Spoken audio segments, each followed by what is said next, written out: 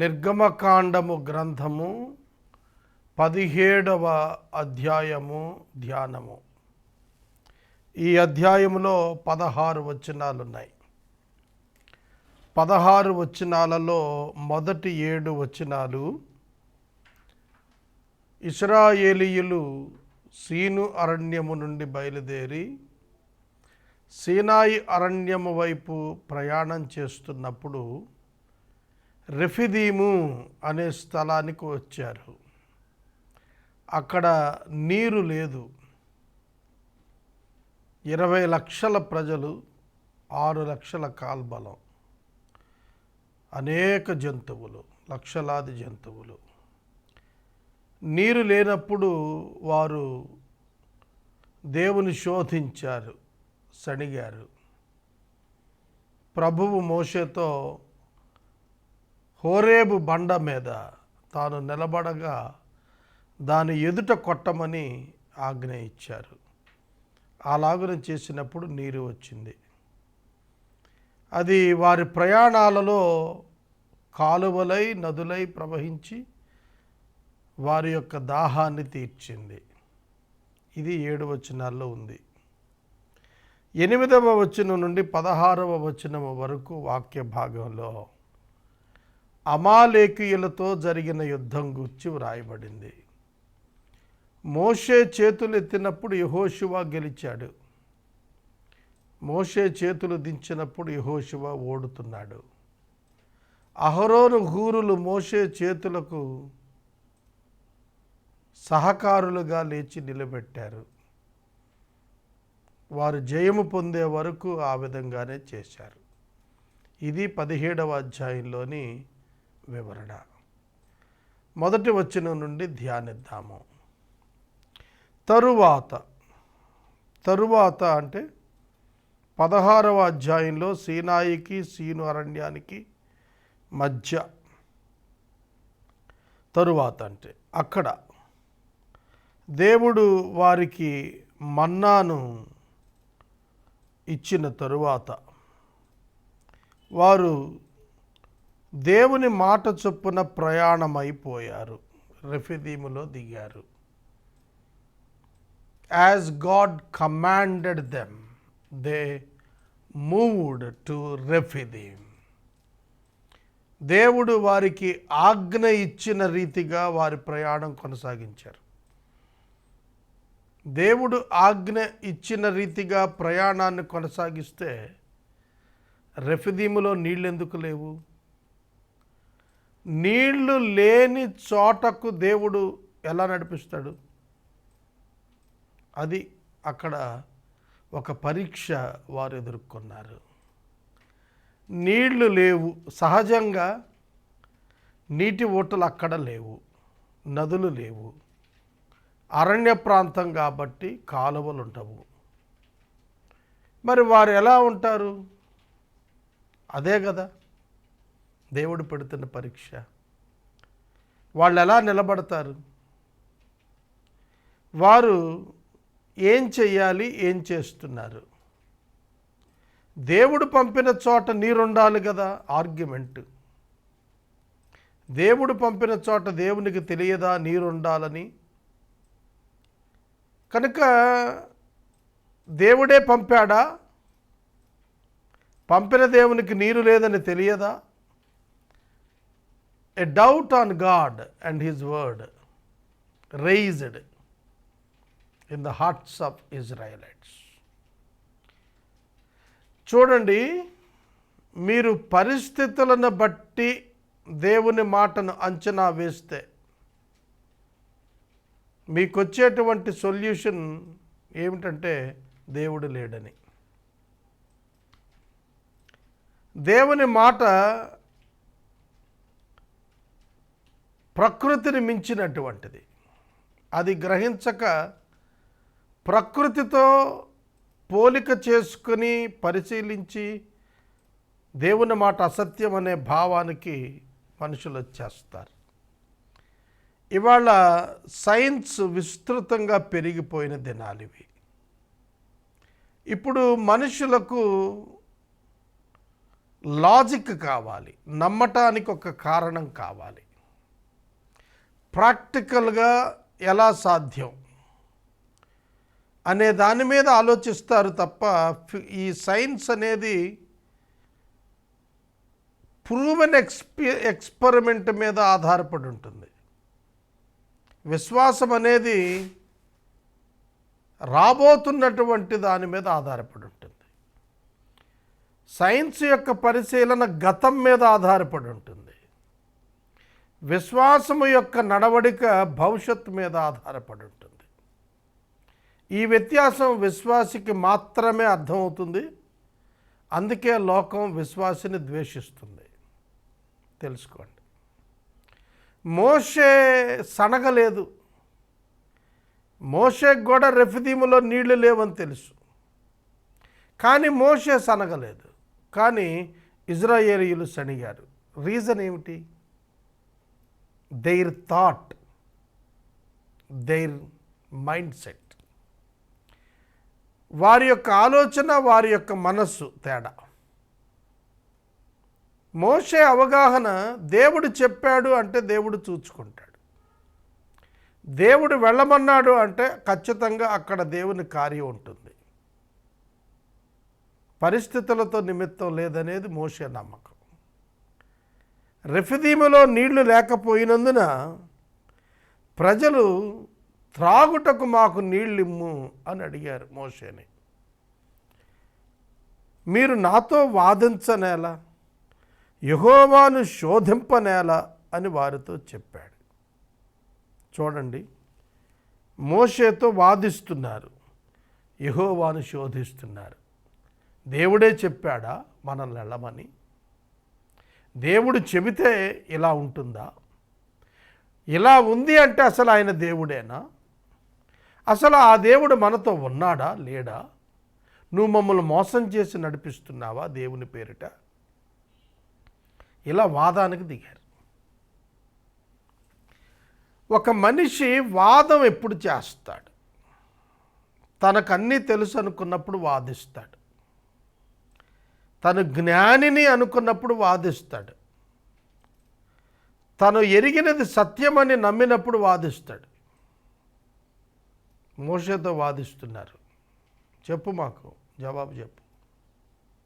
మోషే గారు అంటున్నాడు, మీరు నాతో వాదిస్తారేంటి? దేవుడి మీద సణుగుతారేమిటి? అక్కడ ప్రజలు నీళ్లు లేక దప్పికొని మోషే మీద సణుగుచు, ఇదెందుకు? మమ్మను, మా పిల్లలను, మా పశువులను దప్పిక చేత చంపటానికి ఐగుప్తు నుండి ఇక్కడికి తీసుకుని వచ్చారు అని చెప్పి అన్నారు. మోషే అహరోనులు ఏం సంపాదించుకుంటున్నారండి? ఇశ్రాయేలీయుల విడుదల వలన ఏమైనా ఆస్తి సంపాదించుకుంటున్నారా? డబ్బు సంపాదించుకుంటున్నారా? ఏదైనా ఒక పదవి సంపాదించుకోవటానికి వాళ్ళు ఈ పని చేస్తున్నారా? ఇశ్రాయేలీయుల విడుదల కొరకు వాళ్ళు ఈ పని చేశారు. వాళ్ళకి మేలే చేశారే. అహరోను, మోషేలు కబంధ హస్తాలలో నలిగిపోతున్నారు కదా, ఫరో యొక్క కబంధ హస్తాల్లో ఇశ్రాయేలీయులు, అట్లాంటి వారు విడిపించారు కదా. ఎర్ర సముద్రం ఇదే మోషే అహరోనులు కదా వాళ్ళను గైడ్ చేసి నడిపించింది. పాటలు పాడారు కదా. కేవలం నీరు లేకపోయేటప్పటికే ఎందుకు ఇట్లా మెలిదిరిగిపోతున్నారు? ఇవాళ విశ్వాసులలో అనేకులు ఇలా ఉన్నారు. దేవుని మీద కోపం వచ్చి దేవుని పైన సణిగి వెనుదిరిగిపోతున్న వాళ్ళు, మందిరాన్ని మానివేసి వెళ్ళిపోతున్న వారు ఎంతోమంది వాళ్ళ సమాజాల్లో కనబడుతున్నారు. క్రైస్తవ్యాన్ని ఒక మతంగాను, క్రీస్తును ఒక వరములిచ్చువానిగాను భావిస్తున్నారే తప్ప పరమునిచ్చువాడుగా భావించి వెంబడించడం లేదు. భౌతిక దీవెనల కొరకు యేసును వెంబడించటం వృధా. భౌతిక దీవెనల కొరకు కాదు ఆయన నిన్ను పిలిచింది, నీ ఆత్మరక్షణ కొరకు పిలిచాడు. ఇశ్రాయేలీయులను దేవుడు ఏర్పరుచుకున్నాడు, మహాజనాంగంగా చేయబూనుకున్నాడు, మహిమపరచదలుచుకున్నాడు. వారి దేవునిగా లోకానికి పరిచయం కావాలనుకున్నాడు. మరి ఇశ్రాయేలీయులు ఏమనుకుంటున్నారు? దేవుని గురించి వాదన చేస్తున్నారు. వారు విరోధంగా ఉన్నారు, శోధిస్తున్నారు, దేవుణ్ణి శోధిస్తున్నారు. దేవుడా, నువ్వేనా? నువ్వే చెప్పావా? నీకు తెలియదా ముందు నీరు లేదని? ఇప్పుడు నువ్వేం చేస్తావు అన్నట్టు మాట్లాడుతున్నారు. మోషే దేవునికి మొరపెడుతున్నాడు. దేవుడు జవాబిచ్చాడు. ఈ ప్రజలు నన్ను రాళ్లతో కొట్టి ఇంకాసేపటికి చంపేస్తారు. చూడండి ఎలా ఉందో, ఎలా రేగిందో, ఎటువంటి పరిస్థితి వచ్చిందో. ప్రజలంతా ఒకవైపు అయిపోయారు. మోషే అహరోనులు ఒక్కళ్ళే ఒక పక్కకు అయిపోయారు. ఎంత వాగ్యుద్ధం నడిచిందో మీరు చూడండి. ఇజ్రాయేల్ పెద్దలందరూ కూడా సముదాయించలేకపోతున్నారు ప్రజల్ని. చేష్టలుడికి నిలబడిపోయారు. ప్రజలు తిరుగుబాటు చేసేస్తున్నారు. నీరేది? మమ్మల్ని ఎందుకు తెచ్చారు? మమ్మల్ని చంపటానికి తెచ్చారా? మమ్మల్ని అక్కడే ఉంచితే పోయేది కదా. చావు కంటే దాస్యం మేలు కదా అనుకుంటున్నారు. చావు కంటే దాస్యం మేలు కదా అనుకుంటున్నారు. చాలామంది యేసు ప్రభువును వెంబడించడానికి వస్తున్న వాళ్ళు భౌతిక అవసరాలు తీర్చబడటం విషయంలో చావే మేలు అనుకుంటున్న వాళ్ళు చాలామంది ఉన్నారు. సోదరుడా, ప్రభువు నిన్ను ఎందుకు పిలుచుకున్నాడో అది అర్థం చేసుకోకుండా ప్రభువు తనను తాను నీకు పరిచయం చేసుకోవటానికి, తన పరిచర్యలో నీ స్థాయిని ఎదిగింప చేయటానికి ఆయన అనుగ్రహించేటువంటి పరీక్షలను అర్థం చేసుకోక ఆయనపై సణిగితే ప్రయోజనం ఏమిటి? మోషే అంటున్నాడు, ఇంకాసేపట్లో రాళ్లతో కొట్టి చంపేస్తారు మమ్మల్ని అని. అప్పుడు యెహోవా అన్నారు, నీవు ఇశ్రాయేలీయుల పెద్దలలో కొందరిని తీసుకొని ప్రజలకు ముందుగా వెళ్ళు. నీవు నదిని కొట్టిన నీ కర్ర చేత పట్టుకొని వెళ్ళు. ఇదిగో అక్కడ హోరేబులోని బండ మీద, రెఫీదీములో హోరేబులోని బండ మీద నేను నీకు ఎదురుగా నిలుస్తాను. నీవు ఆ బండను కొట్టగా ప్రజలు తాగుటకు దానిలో నుండి నీళ్లు బయలుదేరును అని మోషేతో సెలవీయగా మోషే ఇశ్రాయేలీయుల పెద్దల ఎదుట వారి కన్నుల ఎదుట అలాగునే చేశాడు. హోరేబు బండ, హోరేబు పర్వతం, రెఫిదీము ప్రాంతంలో అది హోరేబు బండ, హోరేబు పర్వతం. ఇంకా కొంచెం దూరం పోయిన తర్వాత 15 days ట్రావెల్ కంటిన్యూ అయినా ఆ పర్వత శ్రేణి కొనసాగుతూ ఉంది. అది సీనాయి పర్వతం. చూడండి, సీనాయి పర్వతం, హోరేబు పర్వతం ఒకటే. బిగినింగ్ ప్లేస్ని హోరేబ్ అని పిలిచారు. ఇంకా కొంచెం దూరం వెళ్ళిన తరువాత ప్రభువు ఆజ్ఞలిచ్చిన చోట సీనాయిగా పిలువబడింది. అది ఒక్క కొండ కాదు, పర్వత శ్రేణి. అది వారు ఆ పర్వత శ్రేణిని పట్టుకొని వెళుతూ ఉన్నారు అరణ్యంలో. ఇది మనం గమనించాలి. ఇక్కడ ప్రభు అంటున్నారు, నేను బండ మీద నిలుస్తాను నీకెదురుగా, నీవు ఆ బండను కొట్టాలి.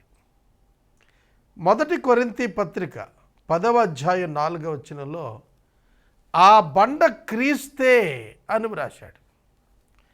యేసుక్రీస్తు ప్రభువు ఆధ్యాత్మిక దాహాన్ని తీర్చేటువంటి జీవజలం.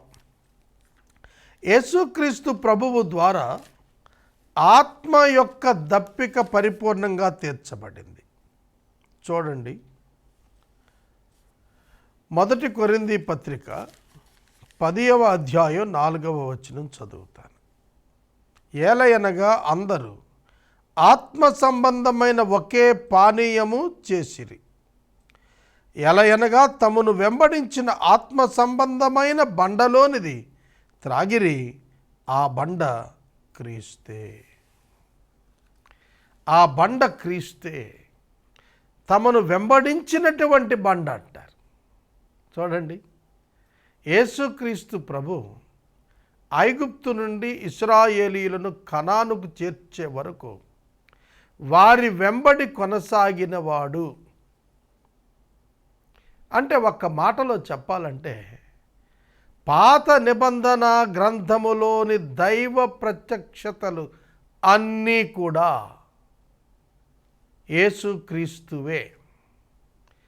ఆయనను ప్రీ ఇన్కార్నేటెడ్ జీసస్ క్రైస్ట్, శరీరధారి కాక పూర్వము దేవుని వాక్యమైనటువంటి యేసు, దేవుని వాక్యమైనటువంటి ఆ ప్రభువు, కుమారుడైనటువంటి దేవుడు వారితో కూడా ప్రయాణాలు చేశాడు. యెహోవాగా ప్రత్యక్షతలు ఇచ్చినవాడు ఆయనే.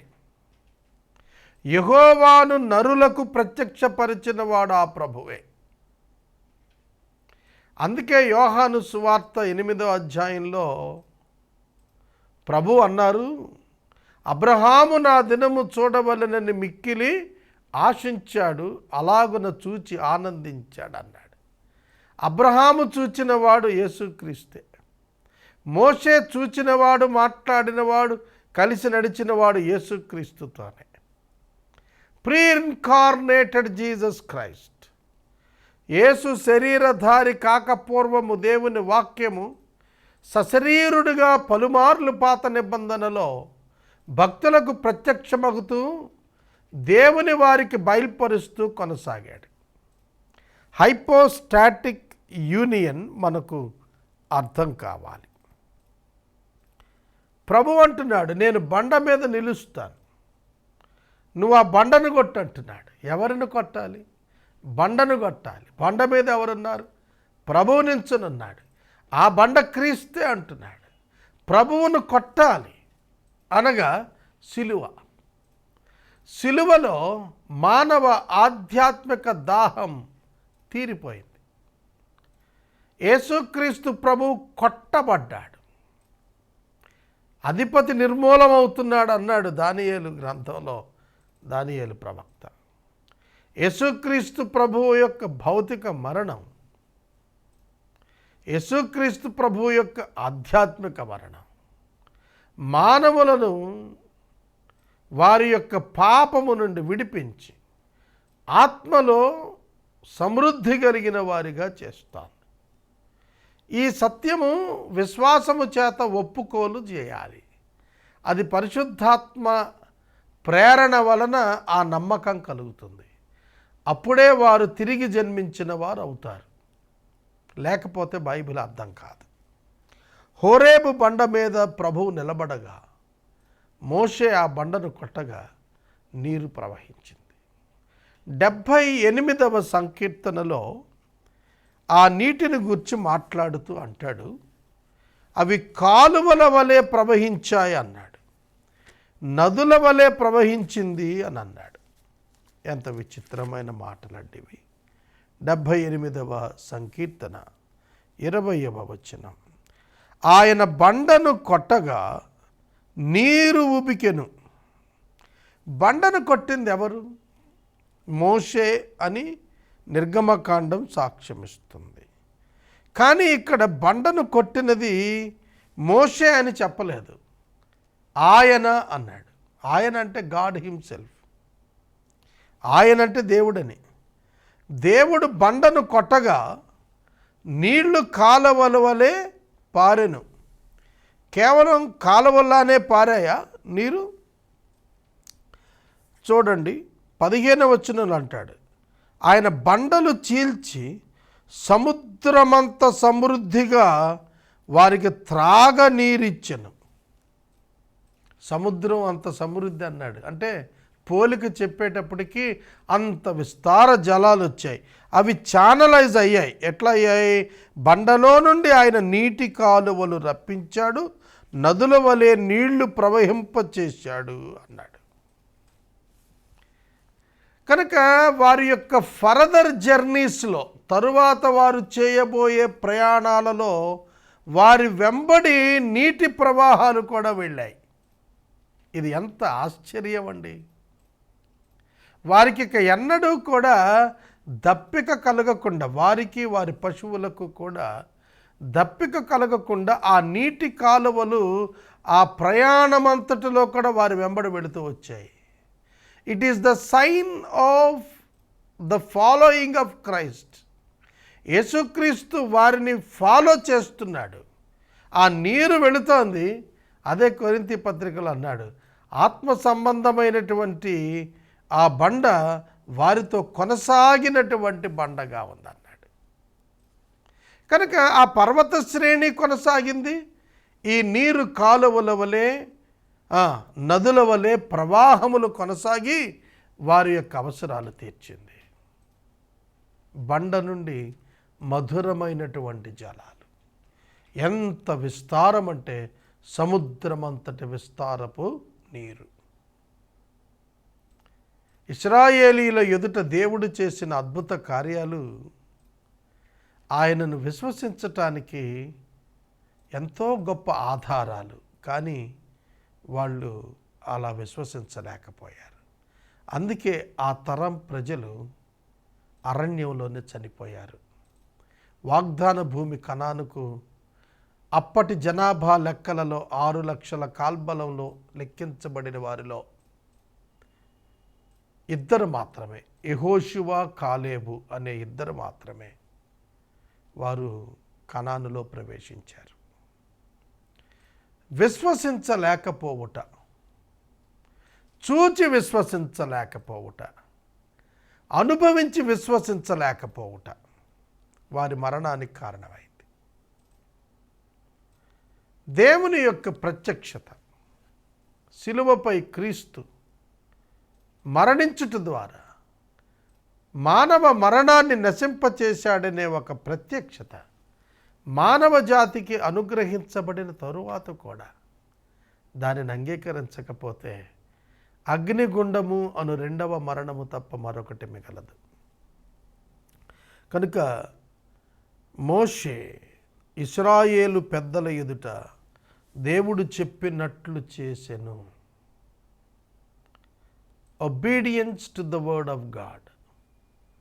నువ్వు ఏ కర్రతో అయితే ఐగుప్తు నదిని కొట్టావో అదే కర్రతో కొట్టమంటున్నాడు.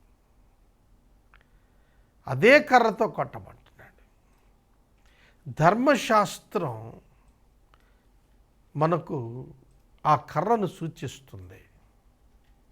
ఆ కర్ర ఒక కట్టడిని తెలియచేస్తోంది, ఒక గైడెన్స్ ఆ కర్ర ఇస్తోంది వారికి ప్రయాణాల్లో.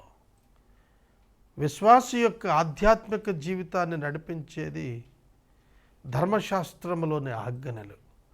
అవే ఆజ్ఞలు వారి మీద నిలిచి వారిని పాపులుగా తీర్చిదిద్దుతాయి, వారి శిక్షకు కారణమవుతాయి.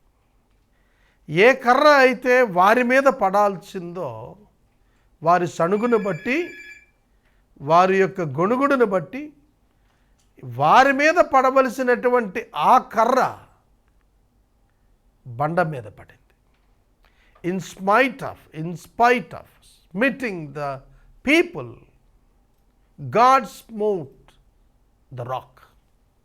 ప్రజలను కొట్టాలి దేవుడు సనుక్కున్నందుకు, ప్రజలను కొట్టకుండా బండను కొట్టాడు. అర్థమవుతుందా? మనకు శిక్ష పడాలి, కానీ మనకు శిక్ష పడలేదు, యేసుకు శిక్ష పడింది. మన శిక్ష యేసుపై మోపబడింది. ఎందుకంటే దేవుని శిక్ష పడితే ప్రజలు నశించిపోతారు. దేవుని యొక్క శిక్ష పాపము కొరకు ఏదైతే దేవుడు ఉద్దేశించాడో దానిని భరించగలిగిన వాడు యేసు ఒక్కడే. అందుకే ఆయనపై మానవ పాపాన్ని మోపి దేవుడు యేసు శరీరానికి శిక్షను విధించాడు. యేసు శరీరము పైన నిలిచిన పాపానికి శిక్ష పడింది, యేసుకు కాదు. కనుక మానవ పాపం యేసు దేహం పైన శిక్షించబడింది. కనుక యేసుక్రీస్తు ప్రభువుకు ఈ బండ సాదృశ్యంగా కనిపిస్తోంది. నిర్గమకాండము గ్రంథము 17వ అధ్యాయము 8వ వచనము నుండి అధ్యాయము ముగింపు 16వ వచనము వరకు ధ్యానము. 17వ అధ్యాయములో ఇది 2వ వివరణ. మొదటి వివరణ హోరేబు బండను రెఫీదిములో మోషే కొట్టినప్పుడు విస్తార జలము వచ్చి వారి అవసరతలు తీర్చింది, వారి దప్పిక తీర్చింది. ఆ స్థలాలు మస్సా మెరీబాగా పిలువబడ్డాయి. యెహోవా మన మధ్య ఉన్నాడో లేడో అని శోధించటాన్ని బట్టి మస్సా మెరీబా, మస్సా అంటే శోధించుట, మెరీబా అంటే వాదించుట. మోషేతో వాదించారు, యెహోవాను శోధించారు. ప్రభు వారితోనే ఉంటే ఉన్నాడా లేదా అని పరీక్షించపూనుకున్నారు. దేవుణ్ణి పరీక్షించాలని యత్నించటమే దేవుని శోధించటం. ఆయన ఉన్నాడో లేదో, ఆయన చేయగలడో చెయ్యలేడో, ఈ ఆలోచనలు శోధించుట క్రిందకు వస్తాయి. ఇది మనం చూచాం. ఇక 8వ వచనం చదువుకుందాం. తరువాత అమాలేకీయులు వచ్చి రెఫీదిములో ఇజ్రాయేలీయులతో యుద్ధము చేశారు. అమాలేకీయులు ఎవరు? ఆదికాండము గ్రంథం 36వ అధ్యాయంలో యాకోబు యొక్క సహోదరుడైన ఏశావు వంశావళి ఉన్నది. ఏశావు యొక్క భార్య ఆదా, వారిద్దరికీ పుట్టినటువంటి వాడు ఎలీఫజు. ఎలీఫజునకు తిమ్నా అనే ఉపపత్ని ఉంది. ఎలీఫజుకు తిమ్నాకు పుట్టినవాడు అమాలేకు. ఈ అమాలేకు దేవునికి విరోధముగా లేచినవాడు. కావున ఈ అమాలేకీయులకు దేవునికి తరతరముల యుద్ధం. వాళ్ళను సమూల నాశనం చేయాలనేది దేవుని యొక్క ఉద్దేశం. అలా చేయమని ఇజ్రాయేలీయుల యొక్క మొదటి రాజు అయినటువంటి సౌలుకు కూడా దేవుడు ఆజ్ఞాపించాడు. అమాలేకీయులు యుద్ధ పిపాసులు. యుద్ధం అంటే ప్రియులు. దేవుని ప్రజల మీద యుద్ధం చేసి దేవుని ప్రజలను నశింపచేయాలని యత్నం చేసేవారు అమాలేకీయులు. మోషే యెహోషువతో అన్నాడు, మన కొరకు మనుషులను ఏర్పరిచి వారిని తీసుకుని బయలుదేరి వెళ్ళి అమాలేకీయులతో యుద్ధం చేయి. రేపు నేను దేవుని కర్రను చేత పట్టుకొని కొండ శిఖరము మీద నిలుస్తాను అని చెప్పాడు. యెహోషువ మోషే తనతో చెప్పినట్లుగా వెళ్ళి అమాలేకీయులతో యుద్ధాన్ని ప్రారంభించాడు. మోషే, అహరోను, హూరు అను ముగ్గురు మోషే మాట ఇచ్చినందున ఆ కొండ శిఖరం మీదకి ఎక్కారు. మోషే తన చెయ్యి పైకెత్తినప్పుడు ఇజ్రాయేలీయులు గెలిచారు. మోషే తన చేయి దింపినప్పుడు అమాలేకీయులు గెలిచారు. ఏమిటి ఇక్కడ యుద్ధానికి మోషే చేతులు ఎత్తటానికి ఏమిటి లింక్ ఏమిటి? మోషే దేవుని వైపు చేతులు ఎత్తుతున్నాడు. పురుషులైతే సంశయము మాని తమ చేతులు ఎత్తి ప్రార్థించాలని దేవుని యొక్క వాక్యం సెలవిస్తుంది. కనుక పురుషులు సంశయాలు మాని ప్రార్థన చేయాలి. మోషే చేతులు ఎత్తి చేస్తున్నటువంటిది గొప్ప ప్రార్థన. మోషే ప్రార్థన చేస్తున్నాడు దేవునికి. చేతులు ఎత్తుట ద్వారా ప్రార్థిస్తున్నాడు అనేది మనం గ్రహిస్తున్నాము. కనుక మోషే ప్రార్థించినంతసేపు కూడా వారు గెలిచారు. మోషే ప్రార్థించినంతసేపు కూడా ఇశ్రాయేలీలు గెలిచారు. చేతులు బరువెక్కి దించినప్పుడల్లా అమాలేకీయులు గెలిచారు. కాబట్టి ఇశ్రాయేలీయులు గెలవాలి అంటే మోషే చేతులు దేవుని వైపు ఎత్తి ఉండాలి. మనకు ఇది ఒక గొప్ప ఆధ్యాత్మిక పాఠాన్ని నేర్పిస్తుంది. మనము సాతానునితో నిరంతరం పోటీ చేస్తాం, యుద్ధం చేస్తున్నాం. మనతో పోరాడుతుంటాడు వాడు జీవితకాలం ఎలా కూడా. అమాలేకీయులు ఎలా తరతరాలు యుద్ధమో, అపవాదికి విశ్వాసికి జీవితకాలపు యుద్ధం. ఈ జీవితకాలపు యుద్ధంలో వాడు విశ్వాసిని జయించటానికి యత్నం చేస్తుంటాడు, పోరాడటానికి యత్నం చేస్తుంటాడు, యుద్ధమాడటానికి యత్నం చేస్తుంటాడు, భయకంపితుడు చేయటానికి యత్నం చేస్తుంటాడు, ఓడించటానికి యత్నం చేస్తుంటాడు. అప్పుడు మనకు మోషే చెప్పినది ఏమిటంటే, మీ చేతులు పైకెత్తి ఉంచాలి. మీ చేతులు బరువైనప్పుడు అహరోను, హూరు సపోర్టింగ్ హ్యాండ్స్ వచ్చాయి. Praying hands, helping hands. Praying hands, helping hands. Both hands are helping to warrior hands. యుద్ధం చేస్తున్న చేతులను బలపరచడానికి ప్రార్థన చేస్తున్న చేతులు, ప్రార్థన చేస్తున్న చేతులను బలపరుస్తున్న చేతులు కనిపిస్తున్నాయి. అర్థమవుతుందా? యుద్ధం చేస్తున్నవాడు దైవ సేవకుడు.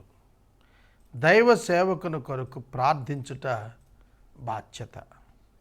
ఇద్దరు లేక ముగ్గురు భూమి మీద ఏకీభవించి దేనినైతే అడుగుతారో అది పరలోకమందున్న దేవుని వలన వారికి అనుగ్రహించబడుతుందని మత్తయి సువార్త 18వ అధ్యాయం 18వ వచనంలో చెప్పబడింది.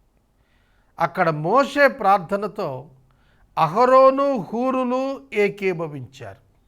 మోషేను ఒక బండ మీద కూర్చోబెట్టారు. చదువుతాను చూడండి, 12వ వచనం. మోషే చేతులు బరువెక్కగా అహరోను, హూరు ఒక రాయి తీసుకుని వచ్చి మోషే దాని మీద కూర్చుండటం కోసం వేశారు. అహరోను ఒక ప్రక్క, హూరు మరొక ప్రక్కన నిలుచుని అతని చేతులను పట్టుకొని పైకెత్తి ఆదుకొన్నారు. ఆ చేతులు ఆకాశము వైపు నిలకడగా సూర్యాస్తమయం వరకు ఉంచారు. అట్లు యెహోషువ కత్తివాడి చేత అమాలేకు రాజును అతని జనులను గెలిచాడు. అప్పుడు యెహోవా మోషేతో ఇలా అన్నాడు, నేను అమాలేకీయుల పేరు ఆకాశం కింద ఉండకుండా బొత్తిగా తుడిచేస్తాను గనుక జ్ఞాపకార్థంగా గ్రంథంలో దీన్ని వ్రాసి యెహోషువాకు వినిపించు అని చెప్పాడు. అర్థమవుతుందా? మోషే రాసిన జ్ఞాపకార్థ గ్రంథంలో ఈ వివరణ రాయమన్నాడు. అమాలేకీయులను శాశ్వతంగా దేవుడు తుడిచేస్తానన్నాడు. అమాలేకీయులతో ఎంత ప్రమాదం అంటే వారిని బ్రతకనిస్తే వారు ఇజ్రాయేలీలను చంపుతారు, అంతటి ప్రమాదం. సౌలు రాజు అమాలేకీయులను నాశనం చేయమని దేవుడైన యెహోవా చెబితే వారి యొక్క ఎడ్లకు వారి యొక్క గుర్రాలకు ఆశపడి తెచ్చుకున్నాడు. ప్రభు సమూయేలు ద్వారా అడిగించాడు, ఎందుకు ఇట్లా చేశావంటే తమ జనులు తమ దేవుని కొరకు బలులు ఇవ్వటానికి తెచ్చుకున్నారన్నాడు. అమాలేకీయుని చేతిలోనే సౌలు చనిపోయాడు. తెలిసిందా? అమాలేకీయులను చంపని కారణం చేత అమాలేకీయుని చేతిలోనే సౌలు చనిపోయినట్లుగా వాక్యం సెలవిస్తుంది. సోదరుడా, సోదరి, మనం అపవాదిని వాని క్రియలను చంపితే మనం ఆత్మలో జీవిస్తాం. కనుక అలా చేయకపోతే మనలను నాశనం వైపు నడిపించడానికి వాడు ప్రయత్నిస్తాడు. ఇది ఇందులో పాఠం. దీన్ని గుర్తుపెట్టుకోండి. కొండ శిఖరము మీద ఈ ముగ్గురు ఉన్నారు. అహరోను అంటే మనకు తెలుసు, మోషే సొంత అన్నగారు. హూరు అంటే ఎవరు? హూరు యోధా వంశానికి గోత్రానికి చెందినటువంటి వాడు.